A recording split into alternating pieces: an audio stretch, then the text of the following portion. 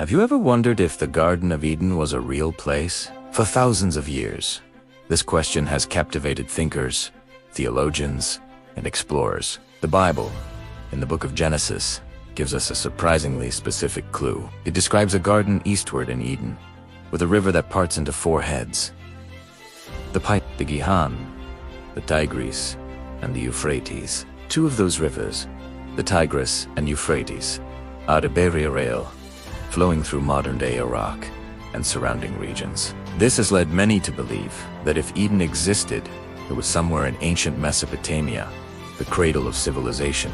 Imagine a place of perfect beauty, paradise on earth. This was the Garden of Eden. The Bible paints a picture of a lush, vibrant sanctuary, teeming with life. Every kind of tree that was pleasing to the eye and good for food grew there. Animals of all shapes and sizes lived in harmony, with no fear of humans or each other. In the middle of this garden stood two special trees: the tree of life, which granted eternal life, and the tree of the knowledge of good and evil. This wasn't just a physical place, it was a spiritual one. It was where humanity, in the form of Adam and Eve, walked and talked with God in the cool of the day. They lived in a state of pure innocence, with no shame, no fear, and no sorrow.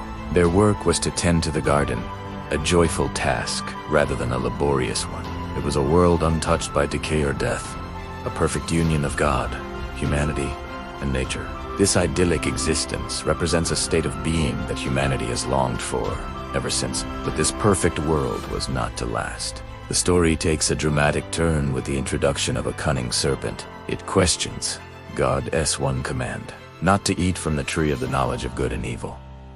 God had warned that on the day they ate from it, they would surely die. The serpent, however, twisted this truth, promising that their eyes would be opened, and they would become like God, knowing good and evil. Tempted by this promise of divine wisdom, Eve took the fruit, ate it, and gave some to Adam, who also ate. In that moment, everything changed. Their innocence was shattered. For the first time, they felt shame and hid from God. This single act of disobedience, known as the fall, broke the perfect relationship between humanity and their Creator. The consequences were severe. God pronounced curses upon the serpent, the woman, and the man. Childbirth would be painful, the ground would be cursed with thorns and thistles, and work would become toil and sweat. Most tragically, Adam and Eve were expelled from the Garden of Eden. God placed mighty cherubim and a flaming sword at the entrance to guard the way to the tree of life, ensuring that humanity, now mortal and flawed, could never return. Paradise was lost. Ever since humanity was cast out of Eden, we've been trying to find our way back. The story of a lost paradise isn't unique to one culture. It echoes in myths and legends all around the world. But for those who take the biblical account literally, the search for the physical Garden of Eden has been a real, tangible quest. Given the clues in Genesis, all signs point to Mesopotamia. Modern-day Iraq, particularly the area where the Tigris and Euphrates rivers converge, has been the primary focus of this search for centuries. Archaeologists, historians, and adventurers have scoured the region, looking for any trace of this legendary garden. Some theories suggest the garden is now submerged beneath the Persian Gulf. The sea levels were much lower in ancient times. Satellite imagery has revealed ancient riverbeds, now dried up. That could correspond to the Pison and Gihon rivers mentioned in the Bible.